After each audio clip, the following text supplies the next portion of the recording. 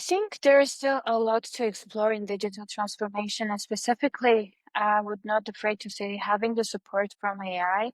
It's like the thing that is always developing, and it's something that you need to keep your eye on, and just not to be afraid of AI in general, like of the digital transformation, but making sure that you are in the loop of the changes. And as I mentioned, like, I mean, whatever I will answer now, maybe like in 5 minutes, it will be outdated data actually. But generally, it's all about having the knowledge that you can use right now, not just like the one that, for example, like even with our company, the approach that we had a year ago and now it's totally different just because of the changes that there happened during this year in digital transformation and also in AI. And it's both like on the technical solutions as well as the delivery methods or like the way how we are managing the product.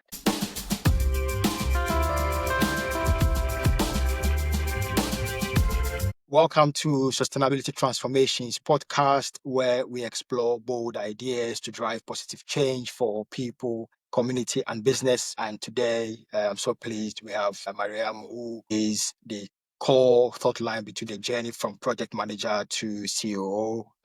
Is the CEO of Tech and a transformation leader with digital project delivery for organizations. And so today, the key goal for our discussion is to explore how to deliver a digital transformation that drives impact. So welcome once again, Mariam. Can you introduce yourself and what gets you excited about digital transformation and impact? Of course. Thank you so much, first of all, for inviting me. No, thank you for having me. So, as you mentioned, I'm the COO at Tech, which we are positioning ourselves as engineering service providers to different companies, digital transformation, basically helping people or companies with having a platform that will fit their processes, making them digitalized and more pleasant for the usage. I am working in IT sphere already for 10 plus years. I started as a project manager and grew up to the COO, as I mentioned. Basically, what I like about digital transformation recently, I understood that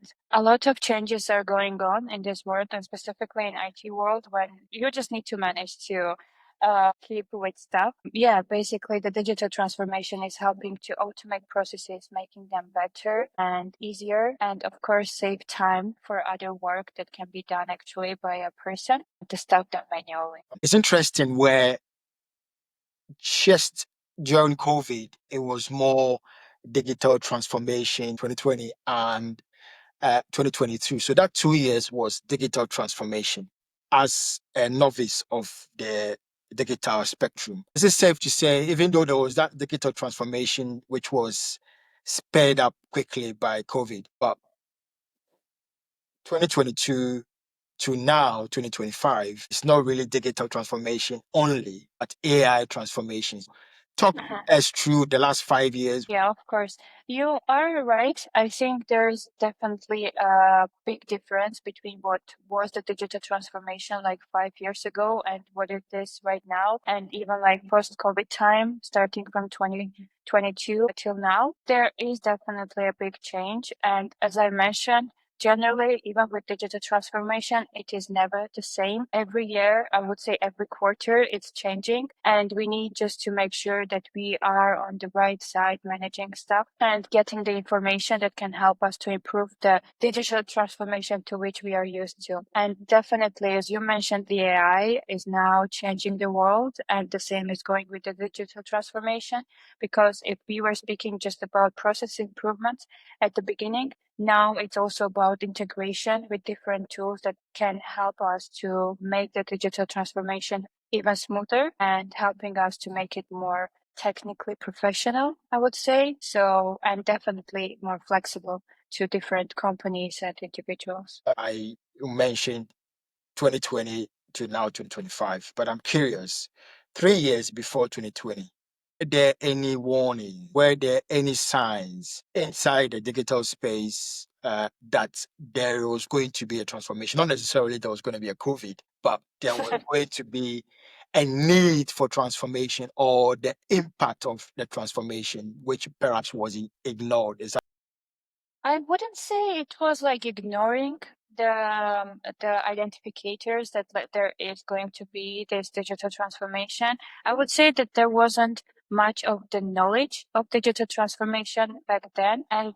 there were very few people that were concentrated on it if we compare, for example, now. So if we would say like 2020, I would say it was more about like people just getting the understanding of digital transformation and the needs of different companies, like not just saying randomly these two words, but specifically understanding and knowing and imagining what should be done under this. So I would say it was just lack of the knowledge that a lot of companies had back then. And now having these kind of podcasts, having like companies like ours that are helping with it, it's easier to understand, to be presented correctly, and to be implemented, of course. What mindset shift was needed for you for moving from managing projects to leading an entire operation? I think the biggest shift was moving from execution to enablement because as a project manager, of course, I was focused on delivering outcomes. And as a COO, I would say my role is to create the conditions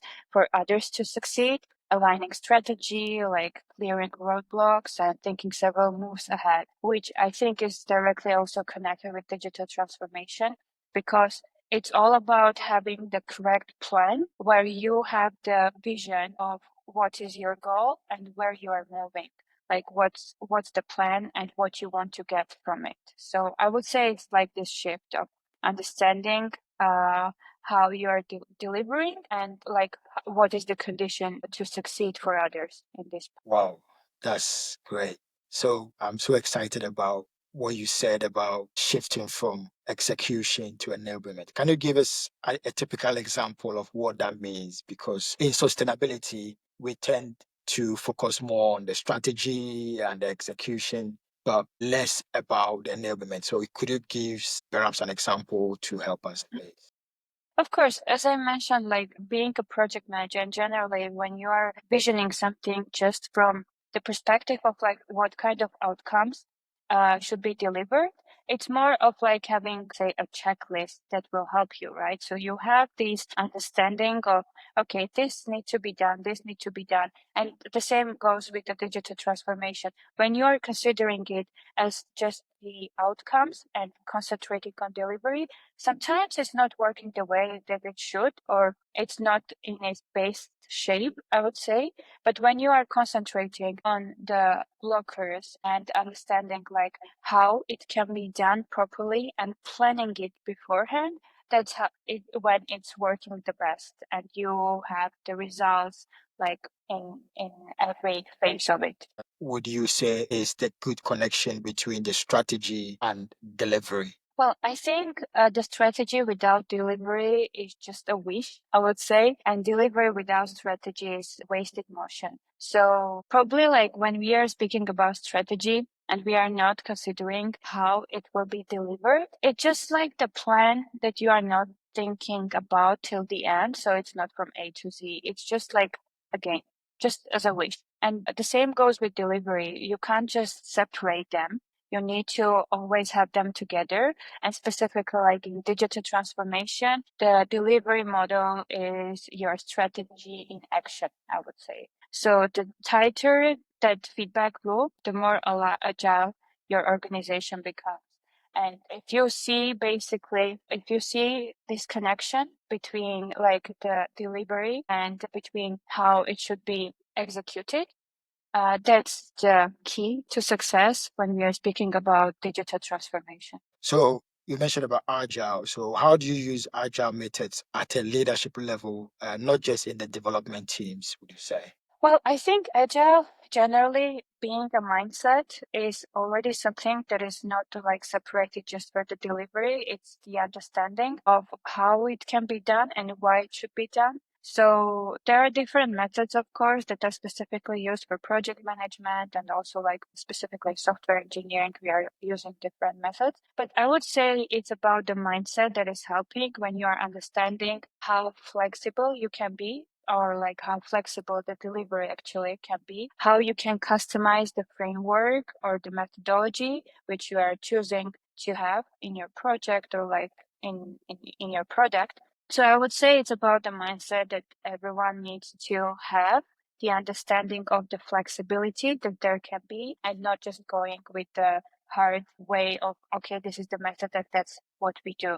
Of course, there is a knowledge that you need to have, like the specific knowledge about agile methodologies. But again, it's more about the mindset that is helping you in the digital transformation. That's good. When you are scaling these operations and delivering impact, how do you balance between structure and adaptability? Yeah, I would say like the structure provides the clarity because when you have the structure, you know a specific system that will help you, and adaptability provides with resilience. So I build flexibility frameworks like clear roles, for example, clear set with, but leave room for teams to shape the how. It's always, again, going back to like the agile and the flexibility. It's always about structure as a leader that you need to provide, like the clarity that will help teams to know what to do, but there always need to be a room for how to do it to be left for the teams to decide. Because as again, as a leader, like during these years, I understood that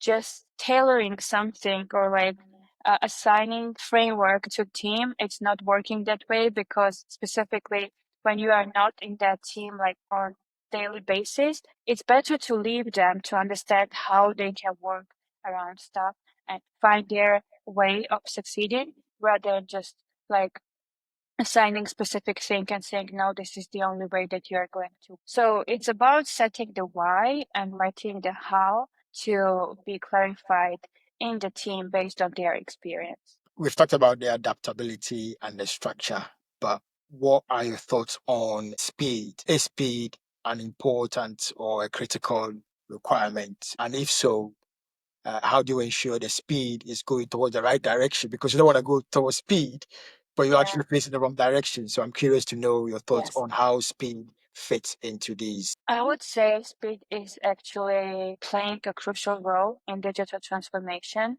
and specifically with being able to stay competitive with other companies and with other people, expertise that there are. I would say speed is very important, but as you mentioned, it's always very, very like crucial to have the alignment on stuff to stay transparent, I would say, in order to have that clarity on if we are going the right direction.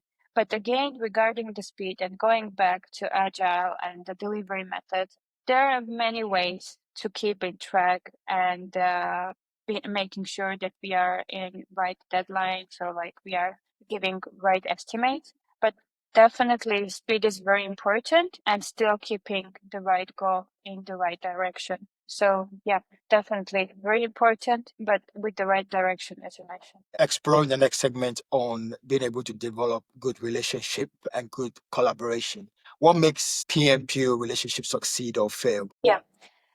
I would describe it in one word, that is transparency. I think that generally like the relationship, and it doesn't matter if it's like PM, PO, tech lead, the engineers from the team, it's always about the clarity in the communication. You should be maximum transparent and always have that clarity on the responsibilities. I had this experience working with a product manager where we were not aligned in our responsibilities, and basically each of us was doing the same thing, almost the same thing, like for several months. And we got this like feeling that, okay, there is something wrong here. And we basically spoke with our leader to understand what is actually the expectation they have from us. And after that, it was like, okay, now we know we are going the right direction. We need to communicate stuff. And basically, the transparency and communication is like one of the core things that you need to have successful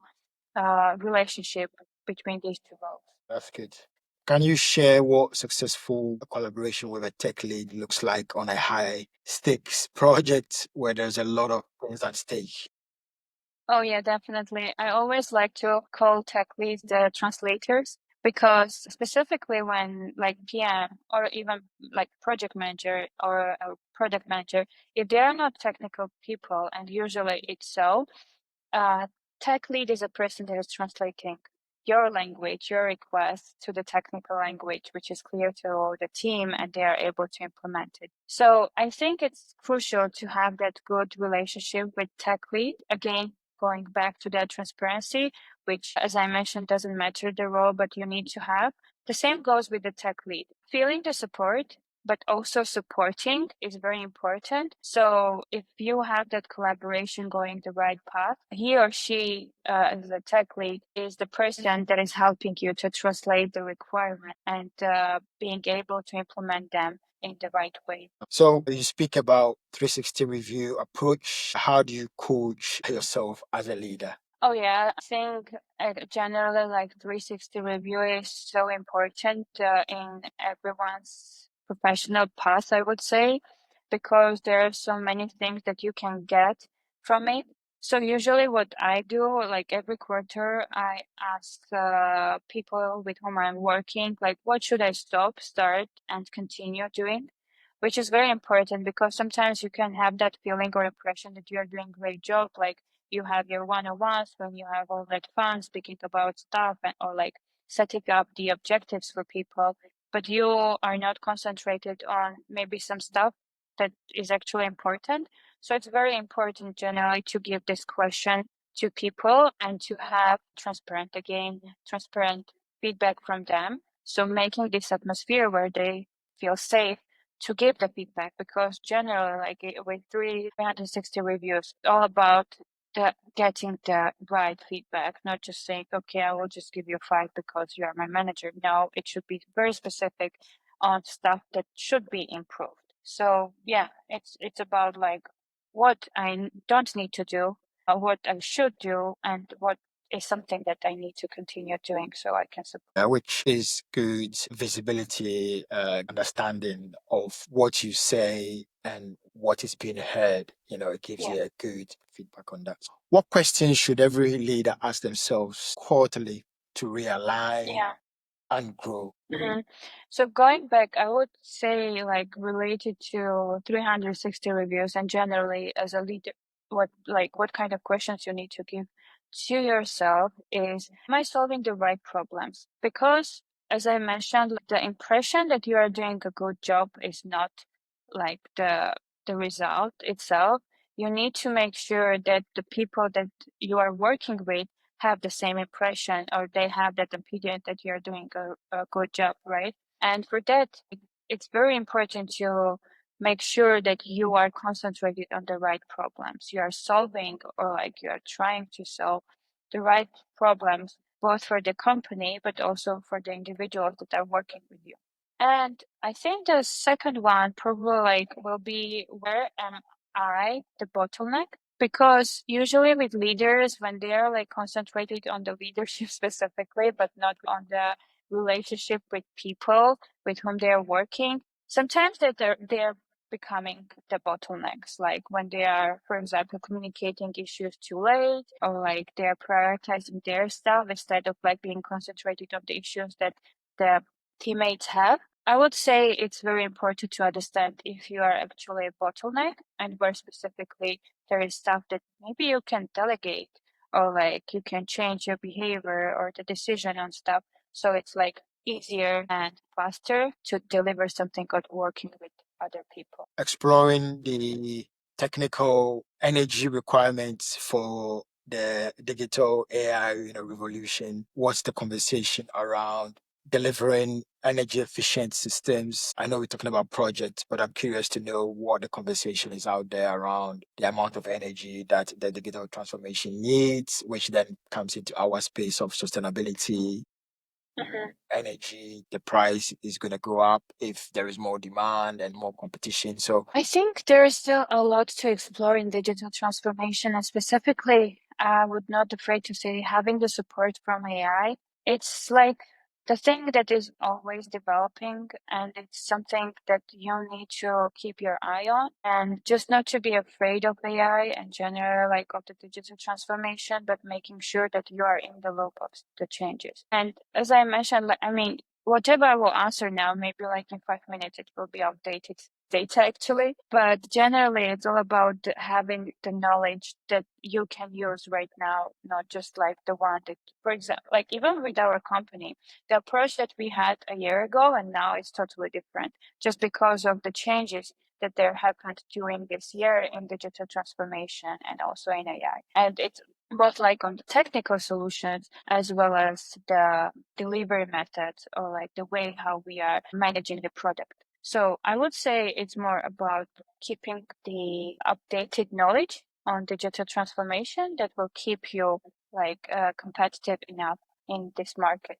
And of course, as I mentioned, like the AI, yes, you're right. It definitely will have its impact. It already has its impact on the digital transformation. So you just need to accept it and work with it. Yeah, that's good. So, how can projects and delivery professionals create more than outputs, but they can deliver real value? And what does those value look like? I would say don't just deliver features because sometimes like we are so concentrated on the the goal that we are forgetting about the challenges that can be in this process. So start by owning the why. That's definitely very important. Understand why you are doing this. What's the goal? And then just like make sure that you are delivering it because when we are concentrated on this delivery part only, sometimes, as you mentioned, sometimes it's like just being like you are going on the wrong direction with it. So it's always very important to have that why and think on that why time to time, not just like setting it up at the beginning and then because it can definitely change during the process. So make sure that you are also up to date with this why based on the changes or like the request that has been done during the process. So yeah, that mindset shift as you see that the strategic table basically. So it's helping you to deliver stuff properly if you know what is the why, like why you are doing that. Like the features and the value dynamic where the technical team may be so taking much emphasis on the beautiful features. You may have all of these nice features and use cases, but ultimately, what is the benefit? What role does digital delivery play in helping companies? So now from a sustainability point of view, how can digital transformation help companies deliver their sustainability or transformation goals? Well, I think it's helping a lot. And even though, like, when we are speaking about digital transformation, usually people are afraid of it because of it can replace them. But the same is going with the AI, right? So a lot of people now are like, oh no, my role is going to end like in a year because AI is now replacing everything. But it's not so. And the same goes with digital transformation. When we understand why we are doing it, what can be automated, those people that were doing so many manual work, they can actually shift to something more productive, something new, because like we are used to something, some stuff, but we always forget about the new stuff that can be actually done. So when the companies like ours, when we are suggesting digital transformation, it's not about like replacing people with the automated features or like the platforms technology. It's more about showing the people that this is the tool that you can use to make your life easier and use this tool so you can be more productive in your field. So yeah, I would say that will be my answer to the question. So it's efficiency, and by the efficiency, saving time, and by saving time, it means you can focus on Exactly. you can there are some specific industries that may benefit more from the digital transformation. The obvious one is it yeah, perhaps we can explore that efficiency, which departments are on the top list, not necessarily Mhm. the rest are not important. I mentioned about sustainability, but now explore those efficiencies where those gains can be made based on the projects that you've been delivering. Yeah.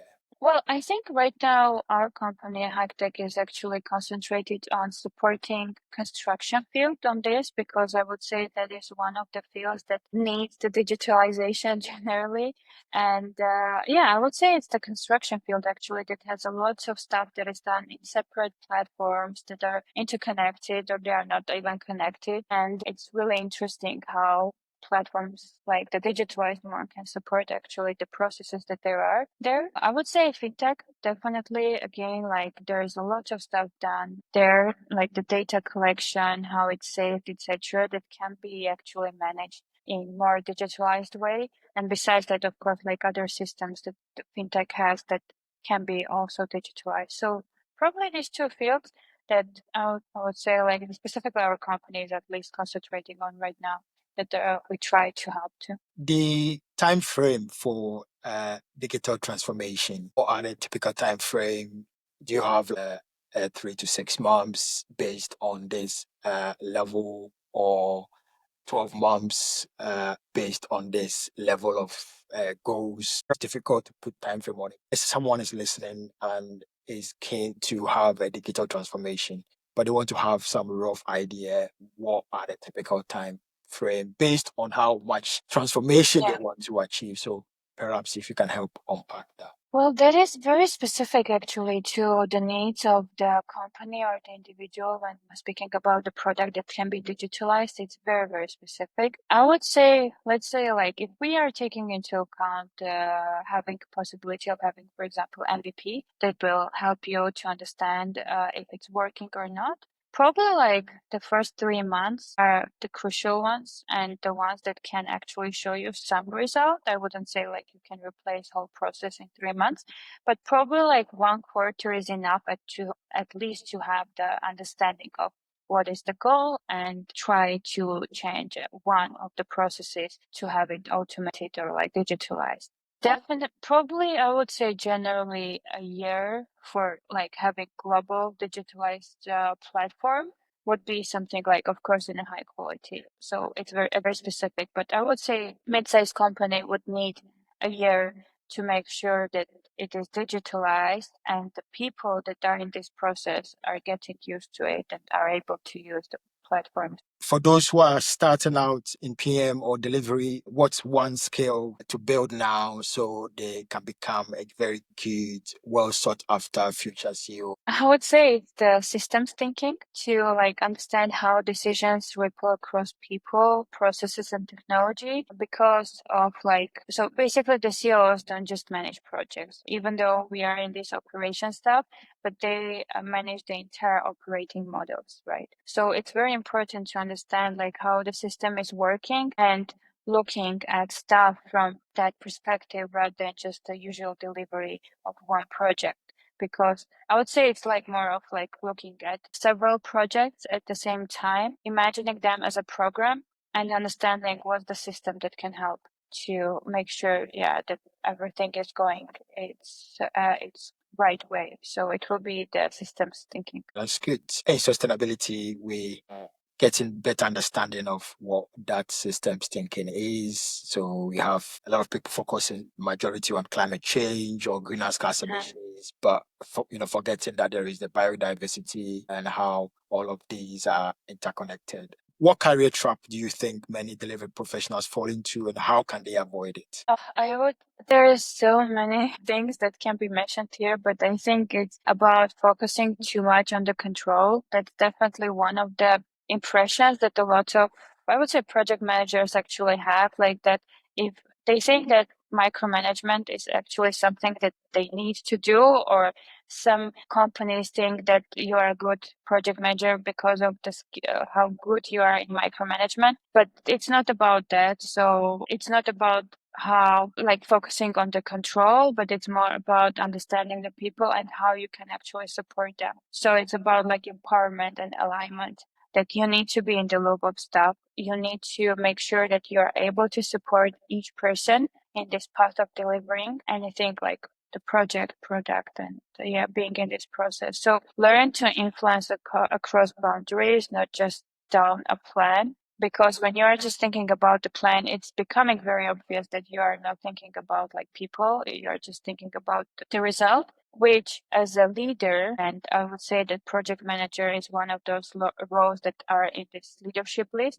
As a leader, you need to be very supportive. It's about the trust that you need to have to those people that you are working with. That's great. What is one principle that's helped you through complexity and transformation? I would say it's clarity over certainty. In like complex environments, you will rarely have all those answers, but you can always offer clarity about the purpose, the priorities, the principles. So that steadiness builds trust and momentum, I would say. So it's about the clarity and not just how certain you are, like what is your impression of that stuff, but the clarity of something that you can definitely say, okay, this is what we are going to do. We are clear on this, and we can go with this plan. Huge thank you to Mariam for giving us your time and the incredible insights, host of ideas around digital transformation. If I look at the last part of the clarity over certainty, being able to juggle, being adaptable, structure, speed, alignment. Yeah, thank you so much, Mariam.